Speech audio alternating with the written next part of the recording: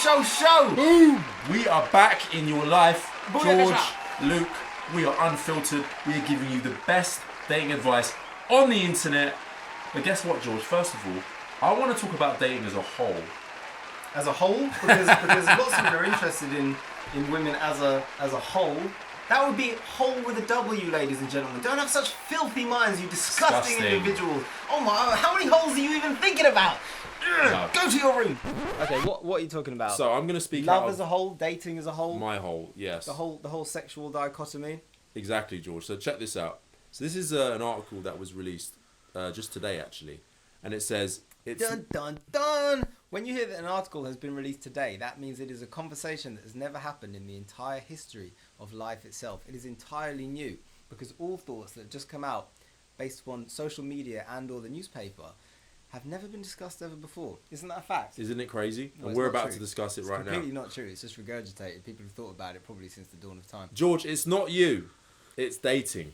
Where is modern love going wrong? He's not talking about me. That is the title of the article. It's not you. It's dating. Where has modern love gone wrong? So check this out, George. Usage of the biggest dating apps is starting to drop.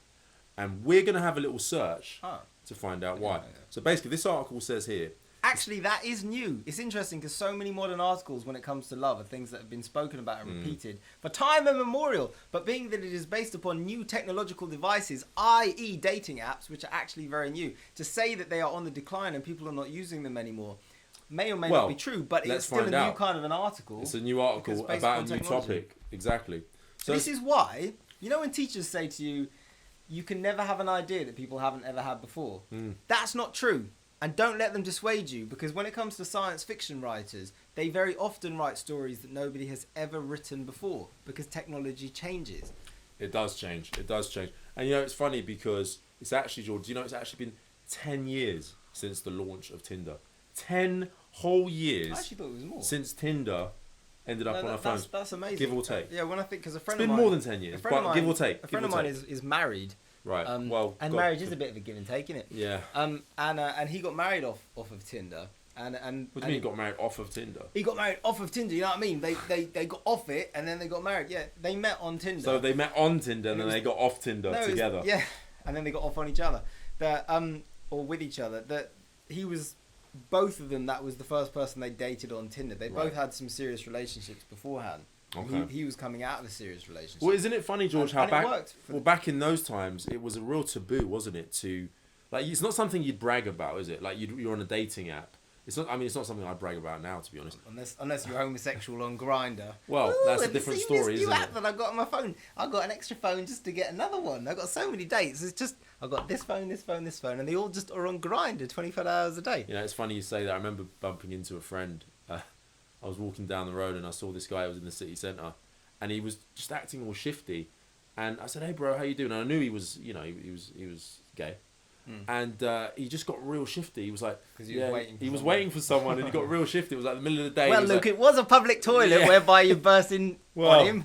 Yeah. You can't walk into a man's cubicle and expect him to not be uncomfortable. Yeah, it was a tricky situation. I was quite naive back then. It was quite an innocent time for me, so I wasn't quite sure what was going on. It kind of dawned on me later. Anyway, George. Was he called George Michael? He might have been.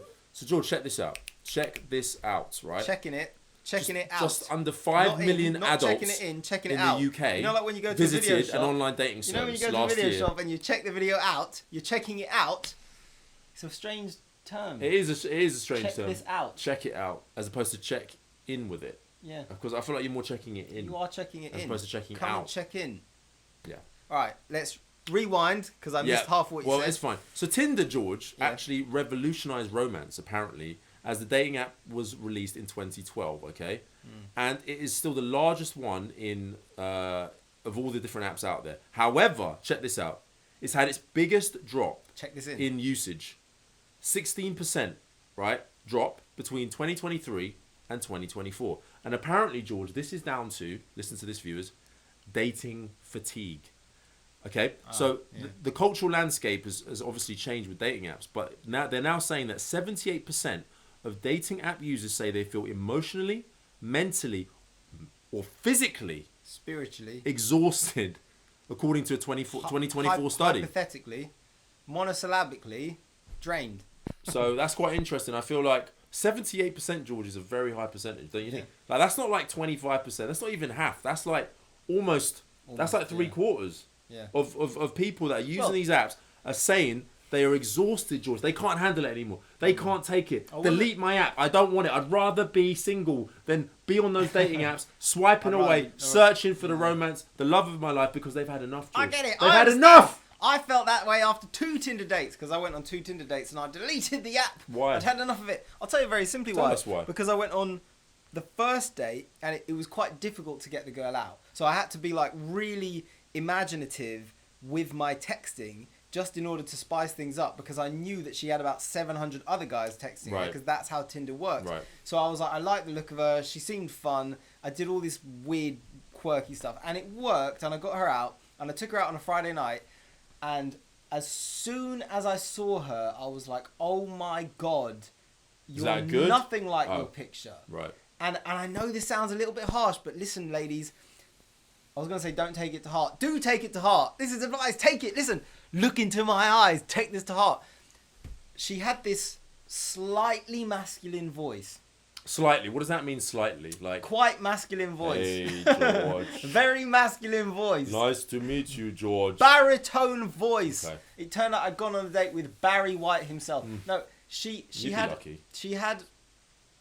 a masculine enough voice that as soon as she said hello, it was like, okay, so if we just met out at a bus stop, I wouldn't have asked you out. Romantic. And I know this is funny. No, if you read, I love the original Gone with the Wind book, right? A lot of that book, the first like 30, 40 pages, a lot of it addresses how the For our younger viewers, Gone with the Wind is a very, very famous book and film from the For our young / uneducated viewers, for our young and unintelligent viewers, for the people, of which we have none. For the people watching who are technically imbeciles, but not actually, just technically. That is kind of actually. It's not. No, it's just a technical term to describe those who've never heard of Gone with the Wind. But anyway, we're not talking about when a leaf blows and it goes with the wind. We're talking about a book, and the book is about a young lady, and that young lady who's only about 16 is thinking, why do I need to get married when I'm young and beautiful? All of the men in the land want me. I could just have all of them, and I could have a wonderful, exciting young life. Why should I settle down right away with one man? But early in the book, she goes through all the different things that are extremely attractive to men. And it's how to stand, how to look him in the eyes, how to lower your head and look up in a puppy dog fashion, how to pout your lips, how and when maybe even to cry. Like, it's it's written by a woman, and it's really smart and it's really fun and it's very beautiful, actually. But at one point, she talks about the voice. Right. And the higher the voice is, the more kind of a man feels the need to protect, or he's drawn to you because she sounds innocent and sweet and almost childlike, someone who needs looking after. Whereas if she speaks in a slightly more aggressive, deeper tone, then the man feels like, well, I guess she can look after herself. So therefore, there's no real attraction there. And let's not forget this, ladies and gentlemen, because people forget it all the time. I find it amazing. Look, what does it mean when somebody is attractive? It means they attract. That is the word. It's right in there. It's the first part of the word. Attract, i.e. attractive. So makes sense. It is more attractive, and therefore if you want to attract a man, you might want to think about, okay, well, I could actually. And by the way, men will deepen their voices. They will do it. They'll just go, okay, I'll work on it. I'll bring it down a bit. Okay. It's actually a really good advice, gentlemen. If you've got quite a high pitched voice, just practice just lowering your voice a little bit, speaking slower as well. I think sometimes as men, if we're a bit nervous or a bit tense, especially in front of a pretty girl. Speaking more. An interesting thing, because if you're somebody who doesn't speak much, let's say you do a lot of work on a computer, you don't work the lungs, or you don't work your vocal cords, you tend not to get that much gravel in there, and they can kind of, I don't know the technicals, but maybe they thin a bit. But I know from experience that if I haven't spoken for a long time, it's like it's a finer sound. Yeah. But if you kind of wear yourself down a bit, you get a little bit gravel. You go a bit Kurt Cobainish. Luke's got it naturally, but that's just because he's just like 2 giant bags of testosterone. 2. He has to carry them around. And an extra one in the suitcase. Anyway, I'm going off on one, but the point is she was larger than I expected. She was more masculine sounding than I expected. So she was very broad-shouldered. Oh, wow. I realised this wasn't actually a man. I realised I was on a date with Desperate Dan. She ordered a cow pie, scratched her beard, and after about 6 or 7 minutes, I was thinking, how the fucking hell did I get out of this? This is a real waste of time. And then I did it again, and the girl had clearly uploaded a picture that was like years old, and she was in a completely different shape. Can I ask you a question on this, George? And she was a lovely person. The second one, I really liked the second one, but I didn't feel any emotional attraction, physical attraction. And so after that date, I was very disappointed. And I remember I went to a train station. I started speaking to a girl who was sitting next to me at the train station, and I liked her more. And from then on, I went and I deleted the app. I just find it fascinating though and how I went and started speaking to people in public. That's even better. I find it fascinating though why men and women would put a photo on the app that is clearly years old, that is clearly not accurate to where they are today, when they know that they're going to have to meet that person. What do they then expect or think is going to happen? Do they think that their personality... Well, maybe you did say she was very nice. I feel a bit sorry for girls. I mean, it could be guys too. Guys do it. People do it. I remember that girl. Right? It's not about a girl. She had such a nice personality. Yeah. And she started taking out pictures of things that she'd drawn because she was a really good artist, and she knew that I was interested in artistic things and that. And she took out the sketchbook and she started drawing things to show me. And she was really talented, and she was really like a kind girl. And it's terrible because I wanted to be attracted to her, and I really sat and thought, well, this is attractive and that's attractive. But listen, ladies, it's really not that complicated, and it's actually very fair. Okay, because I know that there are girls saying, well, why didn't you just like her for her personality? She was just a lovely, sweet girl. Well, you did like her for her personality. Yeah, I know, but why didn't you go out with her? Now, here's the thing, okay? Because she'd let herself go a lot, okay? She'd packed on a lot of pounds from that photograph that she'd uploaded, I'll tell you that. She was like she'd eaten the previous girl, is how it looked. But I know plenty of women who will say, at least they'll say it to their women friends, that what they want in a man is a finished product. They want a finished man. They don't want a man who's like necessarily shy, nervous, needy, and unsure of who he is and what he wants, and maybe could be confident in 5-6 years, but isn't confident yet. No, she wants him to be finished enough that she's like, okay, he's something of a finished product, so I'm happy to go out with him. Now, that doesn't mean that she needs him to be the CEO of a company. That doesn't mean that she needs him to be a professional basketball player, but what she wants to see is that he has the potential to become accomplished in some kind of area. Yeah. He's finished enough in that regard. Men are exactly the same when it comes to a woman who takes care of herself. Meaning, if you're I know now there are variables. There are some men who have certain tastes, and they might like a girl who's overweight and things. That's totally fine. More power to both of you. But oftentimes, if a girl comes up to a man and she's particularly overweight, and she says to him like, hey, well, I've been going to the gym. And in like 3 years, if I keep it up, I'm expecting to fit into this slim fit. Yeah. Do you know what he's thinking? Okay, give me a call in 3 years. Right? And that's what women do as well. If they meet the shy, insecure, nervous guy who's like, yeah, but I'm working on myself, and I've got a therapist, and he's helping me through my trauma, she's like, oh, good for you. Come and see me in 3, 4, 5 years when you've gotten through it, because then I might be attracted to you. But you go and you work on yourself. I'm proud. It's the same thing. So with those Tinder girls, I was like, see you later. Delete. Yeah, and I relate to, oh God, I've made it all about myself, haven't I? Terrible, narcissistic, Jesus, I carumba, as Bart Simpson used to say. So, how do you feel about it now that I've just hogged all of the airwaves? Well, Did you go on Tinder? You didn't need it. Funny question. I haven't used Tinder specifically, but I have used dating apps very, very, very, for a very short period of time. So a really close friend of mine, actually, he advised me to try it because he was doing really well, actually. And he said that, it's just another outlet, not to just use it as the exclusive outlet. Is he good looking? He is. Yeah. See, I don't want to cut you off for too long, just a little bit. But one of the reasons, the percentage Luke gave earlier, which is 78%. So if you look at colleges, like university campuses, the amount of people who are not getting laid is roughly the same percentage versus the ones who are getting laid. Right. There's a myth that like everybody has loads of sex in college. The reality is usually there's like 10% of the guys are getting laid with most of the girls who are willing to get laid. But the other 90% are not. And when it comes to women and men dating on this app, what you're finding is it's probably about 15 to 20% like your good-looking friend who are actually getting a lot of sex, and therefore they keep doing it. But the rest of them, it's an exercise in futility. where they're just like, this is never going anywhere and I'm never feeling any benefit.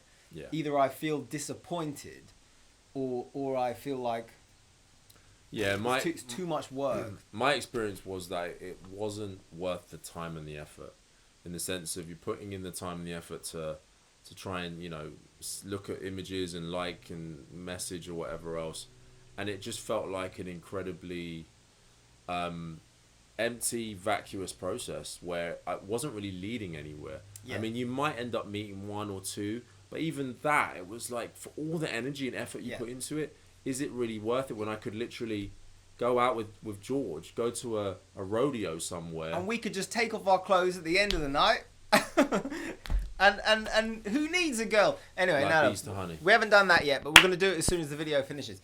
Now, there's the reward centers in the brain, okay? And reward centers in the brain is just like it sounds. It means if you do something and you get a reward for it, you're more likely to do it again. But if you do something and you get punished for it, you're more likely to stop doing it. This is why relationships, when the bad starts to outweigh the good repeatedly, things tend to go, okay, well... Well, the thing is, George, as well, do you not feel like... I feel like dating, it should be fun and exciting.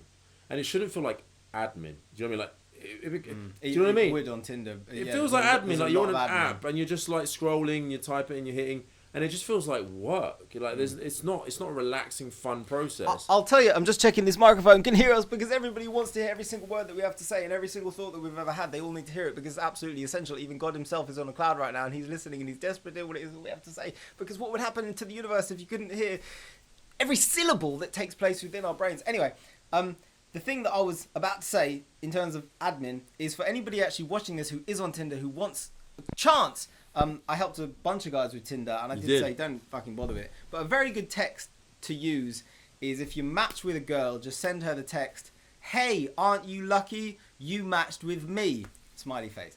And that almost always gets the girl to be like, "What? Haha." Because what you're doing is you're coming across very confident, very egotistical, and being like, you're the lucky one. Whereas most guys feel like, oh, I matched with a girl I'm attracted to. Oh my God. And he feels lucky. No, flip the script. She's lucky. I'm a superstar, you match with me. I'm amazing, you match with me. What's so good about you? Why should I go out with you? That needs to be your texting narrative, okay? Is that the right word for that kind of thing? That's great advice, George, I must say. Give that a whirl, because otherwise, you talk about admin, you're going to be sitting there sending all these texts, and they're essentially like chucking rocks into a pond, and they don't even make a splash. They just sink. And after a while, you're going to be like, what's the point of this? You won't even be chucking the rocks anymore. Well, you know what else You'll just be lying on your back, performing onanism on yourself, slinking down into a big pool of misery.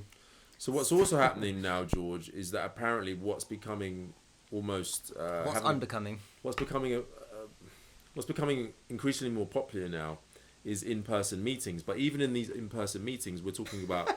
It's quite a funny thing to say, that. Do you know what's becoming popular? Is in-person meetings. Have you ever heard of it? Have you heard of this thing? It's this thing, right, where people speak to each other. They meet in real life.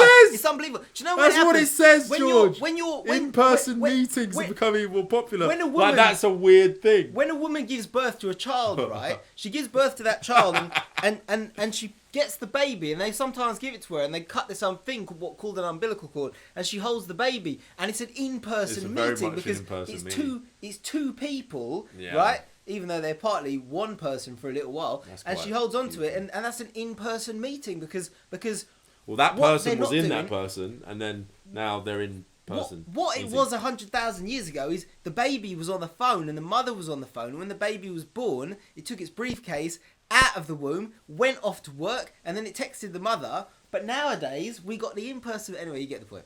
So basically, George... It's stupid is what it is. How can we have fallen into a world... It's like Japan in this Western world now where nobody actually speaks to each other. Oh, goodness gracious, he just put down Japan. Yes, I did, because they currently are selling more adult nappies than baby nappies. That's not okay. That's terrible. Something needs to change. Poor Japanese people. Someone go over there and teach them how to have in-person meetings so that they can double, triple, and quadruple their population, because... I like Japanese people. I like Japanese food. I love Japanese animation, i.e. So basically, George, speed dating is making a massive comeback. So singles events, in-person meetings, and I have to tell you, George, I've actually been to an in-person dating event. Was it impersonal? It was fucking shite. I can tell you right now. Was it as good as absolute this? nonsense. Was it as good as the chemistry that we have between us, Luke? It feels very forced, and because everybody knows that what they're there for, and so what happens is you go there, and everyone's basically just there's no mystery. There's no mystery because everyone knows why we're there, and so every time you look at someone, i.e., the opposite sex, in my experience, there's no mystery there. She's already wondering, okay, what does he want? What does she want? I bet it just feels really forced. Luke went to one of these things, and like all the girls were just looking at him, and I can imagine all the guys at the tables being like, "Who's that guy? How am I supposed to compete with that guy? Fuck it, I'm going back on Tinder." It wasn't fun. I can't compete with him. You better not take off his shirt. Oh my God, I'm going home. We're just going to go home and put my head under the pillow. I'm going to put my head inside the pillow. George, I would suggest, in fact, no, George, what would you I've got suggest a funny story about to anyone watching this, right? Anyone watching this right now who's tired and sick and exhausted? Serious question. Tinder. Sick of online dating. Sick of online dating. They're sick of Tinder. They've done the speed dating events. They're feeling like they've had enough, but they still, they don't want to give up hope yet, George. They haven't met me. They haven't met you. But there might be someone else out there for them. Right. Well, I think you can answer this question. And it starts with, how do you get an in-person meeting right away?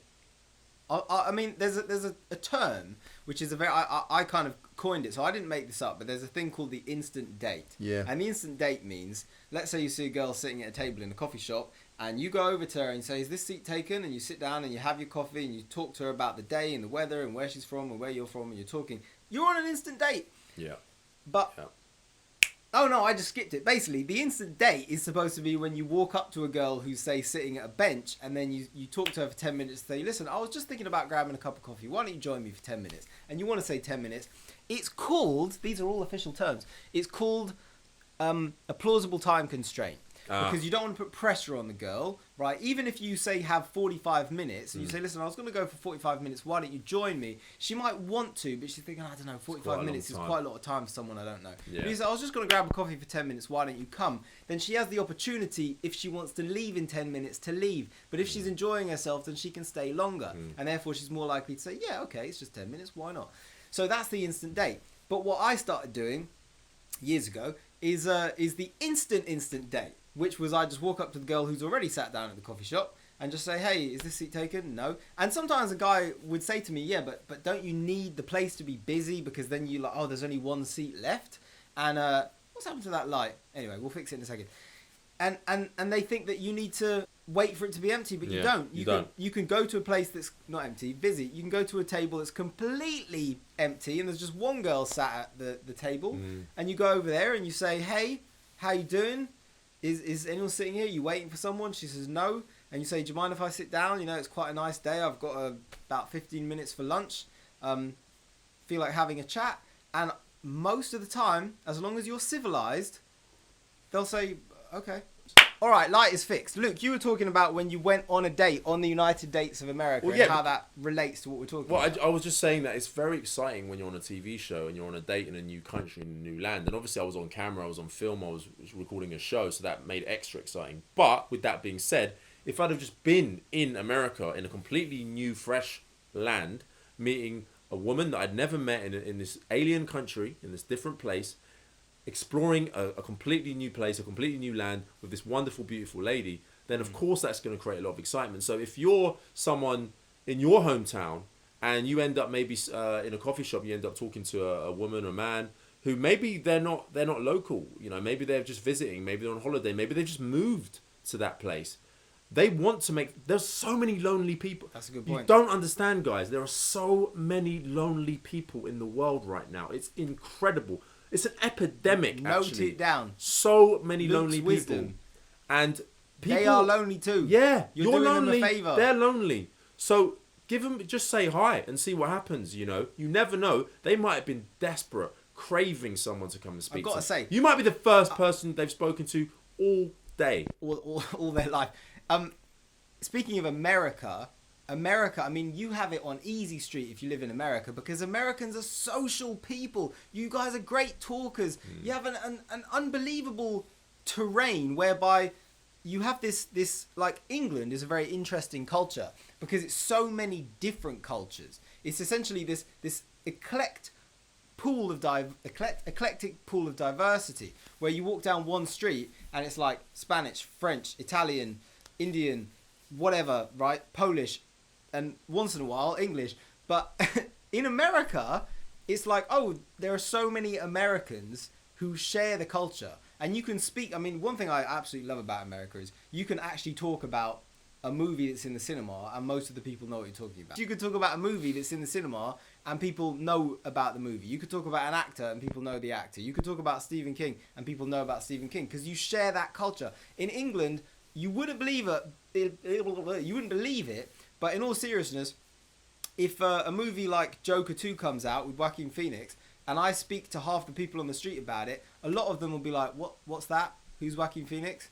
They honestly don't know because it's just not part of their culture. It's actually an American culture. It's Hollywood that's come over to the UK. So in America, you're on easy street. If you're nervous about speaking to somebody walking down the street, why? That's your brother, that's your sister, that's your extended family. Those people grew up with the same things you grew up with. Hopefully it's not your brother if you're going to go on a No, date. but you know what I mean? Like, spiritually, it's your brother. There's no country on earth where I've been able to walk down the street. Like, I met a guy when I was in New York, virtually the same age as me. Yeah. And before you knew it, it was 3 o'clock in the morning, right? And we were talking you were about... in the backseat of the...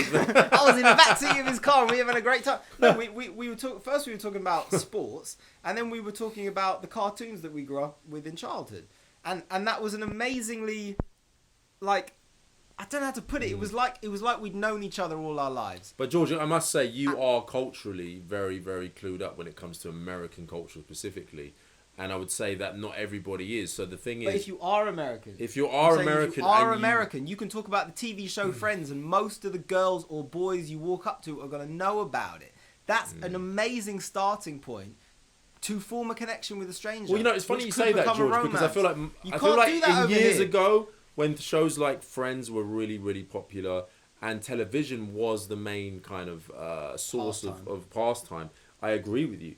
But I think nowadays, George, people tend to watch YouTube. They tend to watch a lot of different things. And so I think it's harder culturally for people to find Not in America. references. Whereas, well, I don't know. I don't live in America. I've spent time there, obviously, working. You can go to America and talk to them about Stranger Things, right? You can talk to them about whatever TV show you watched lately. Well, I mean, or you can talk to them about a TV show like Friends or The Simpsons or South Park, and a lot of them would be like, "Hey man, I love that show," and there you go. There's I think your it is quite touchstone. generational, but I agree. I think there's a certain generation that will definitely work. All I'm saying is you don't need to go on Tinder to start a conversation with someone. That's if you're true. an American. If you're an American, my in America, advice is go and say hello. fucking delete Tinder. Like, quite frankly, whoever the fuck you are watching right now, go on the app right now. I know it's an addiction. It is an addiction. Be honest with yourself. It's an addiction.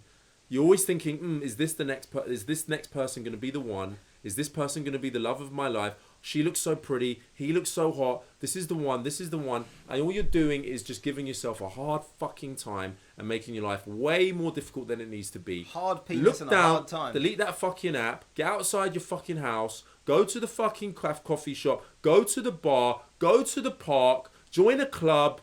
Do something, meet people in real life, look someone in the eye, smile and say hello. And guess what? You might make a friend. You might even find a husband or a wife. But that's the way forward. Get some fucking bravery in you. Courage is life's only measure. So get out there and do that's it. Good.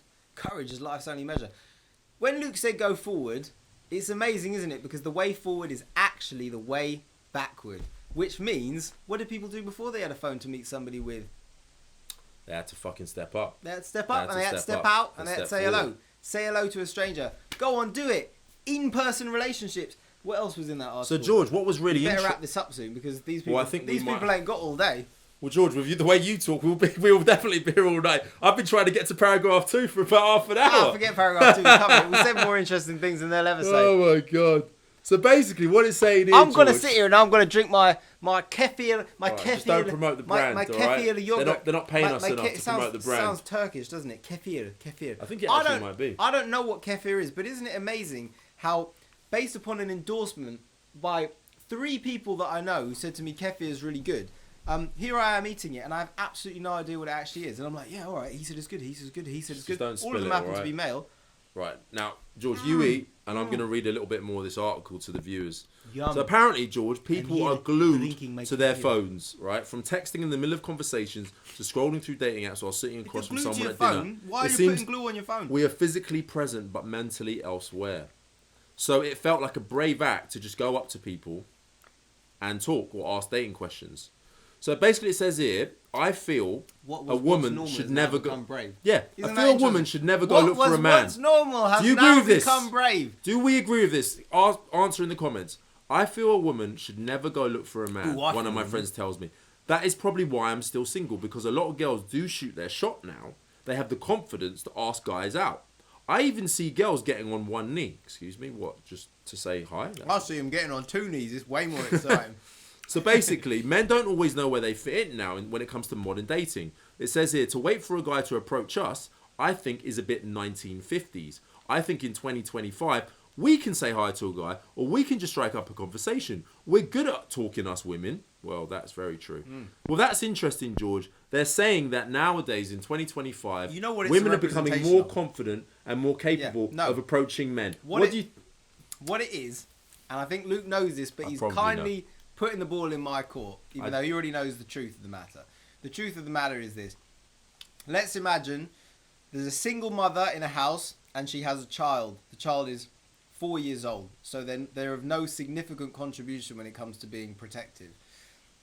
If somebody breaks into the house or there's a perceived threat, the woman has no choice, no alternative but to become masculinized to a degree because there is no man in the house.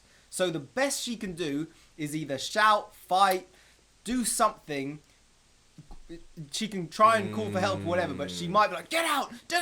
She'll do something she can because she doesn't have any other choice. And what he's talking about is a byproduct of a let's say emasculated culture whereby the men are not acting like men. They are not fulfilling their objective. They are not doing their duty as men. Therefore, the women have no choice. And the women want to survive because we're creatures of survival. They want to survive. They want to have partners. They want to have children, right? They want to have families. And they're like, well, the men ain't doing nothing. The sperm is not approaching the egg like it's supposed to. Therefore, I have no choice but to start acting like a man. I.e., I will start to do the approaching because he ain't left me with any choice. The problem with it is that whoever she approaches, she already has lowered the attractiveness she feels for you. So my advice, because you George didn't is have right the on balls this. to come up so and say I would hello. say on this, if you're a woman, I'm going to give two pieces of advice here.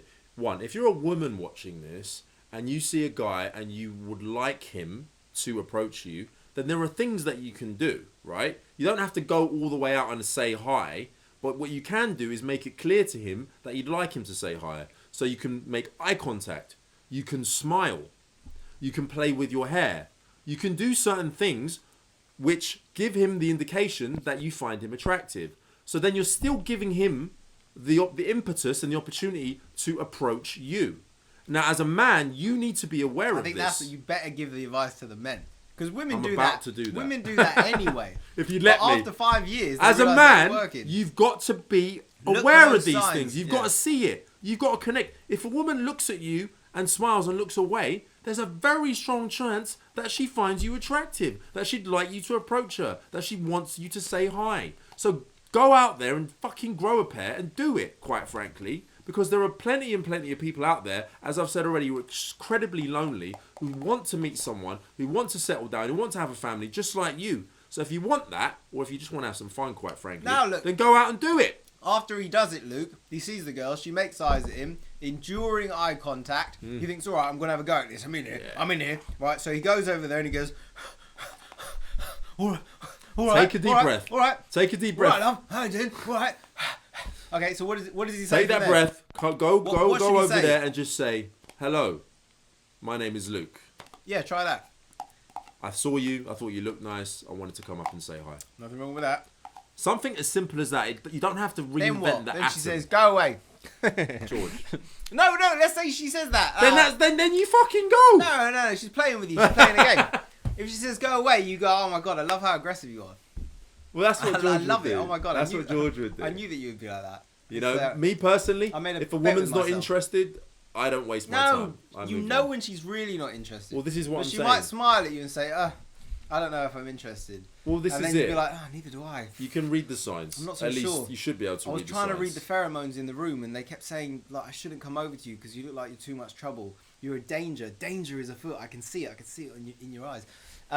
Play, have a bit of fun. But first of all, guys, if you walk up to her and you're not sure what to say, just look at her clothes and pick a decade. Just look at them and think, does she look a bit from the 80s or the 70s or the 60s or the 50s? And just tell her. Just be like, you got kind of a 1950s thing going on here. And that's pretty much a win-win. She's likely to be like, really? Like, whether you're right, she's interested. If you're wrong, she's interested because you're teaching her something about how she's perceived. And then after that, I took this from girls, notice an accent. Hey, you sound like you're from... And just pick a country. Girls used to say that to me. And they used to be like, you sound like you're Australian or American. And it was just a conversation builder. Because they were wrong, but I'd be like, really? I sound Australian? And then we'd open the conversation to that. The so there you go. begins. Pick a decade, pick an accent, and start a conversation from there. And on you go. So the last part of this article I want to talk about, actually, George, is the... now what's happening is that AI, artificial intelligence, is now playing a keen role in online dating. So apparently the emotional toll, it says here, of online dating is becoming harder to ignore. So it comes as no surprise that some daters are turning to AI chatbots to help them respond to messages from strangers. One woman who wanted to remain anonymous told me that she even inputs messages from men she's speaking to into ChatGPT because it offers reassurance and clarity when she feels in doubt. So rather than speaking to friends about relationships, AI can suggest possible interpretations in a non-biased and simplified way, she says. So it's interesting because she says, I overanalyze things a lot. So ChatGPT just simplifies it for me. Now, to be honest with you, on some level, I feel like that's fucked up. But on another level, I feel like, you know, if it helps you, at least at the beginning, to refine a message that you're nervous about sending, then possibly, is it really doing the greatest of harm? Well, there's nothing, I mean, good or bad, it's happening all the time. Yeah. South Park did an episode about it where all the boys respond to all the girls they're texting with ChatGPT. So, I mean, you just better get used to it. But check this out. How it is. But what I would say is, again, texting is very, very, very new technology. Yeah. Now, there are kids out there going, what are you talking about? It's at least 15 years old. But in the grand history of the human race, people did not instantaneously message each other. First, they used to loop a letter onto the heel of a pigeon and send it off into the heavens and wait for that pigeon to deliver it to somebody.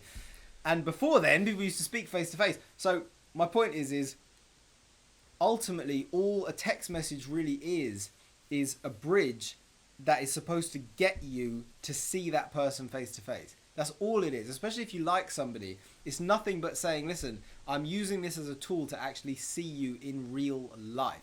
So if ChatGPT is more efficient, as long as it gets the two people to come together, it really doesn't matter that much. Because ultimately, all that really matters is what happens when you're together. But for some people, they'll text for 2 years, and then when they meet face to face, they don't even get along. In which case, they'd have been better if the ChatGPT had sorted it out, so they met a week later, so they could have gone, we don't even like each other, and therefore they didn't need to waste 2 years with all this backing and forthing in meaningless text messages.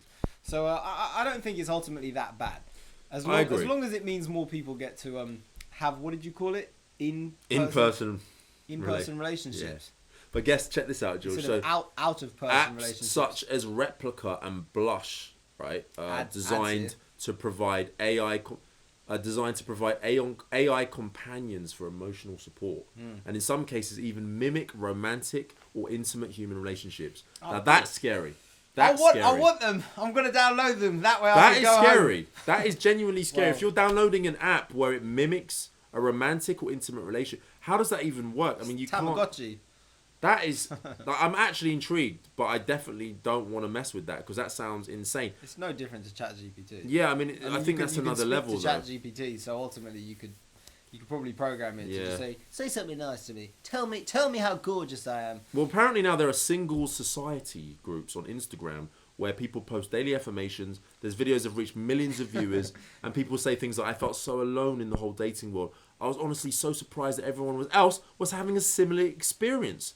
And so now they're starting speed dating events, And the theory is that it all comes down to people not knowing what they want, apparently.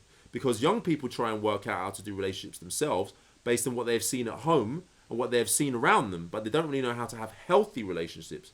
So despite the dating fatigue, dating apps are going nowhere, basically, is what the article's saying. I feel like... Sounds like this article was written by someone who doesn't know where they're going. Yeah. It's all a bit of a fuckeries.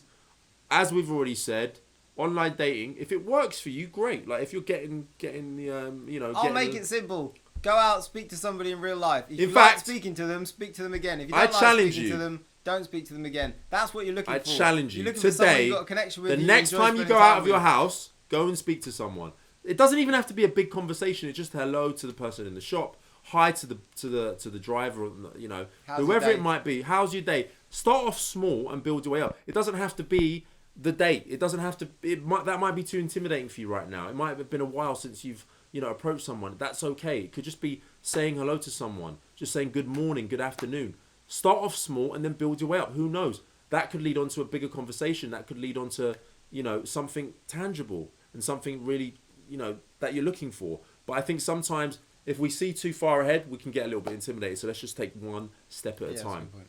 Yeah. All these people who don't know what they're looking for, you're looking for someone you get along with. It's not that complicated. So you're obviously on those dating apps for a reason. Just find someone you get along with and who, floats your boat and turns you on a bit and you feel a bit of chemistry and you're like, oh yeah, oh God, I'm perspiring. Oh my God, oh yeah, I've lost my words when I look at this person in the eyes. And there you go for there. All right, impersonal relationships. Problem solved. Go out and live your life. Love you guys.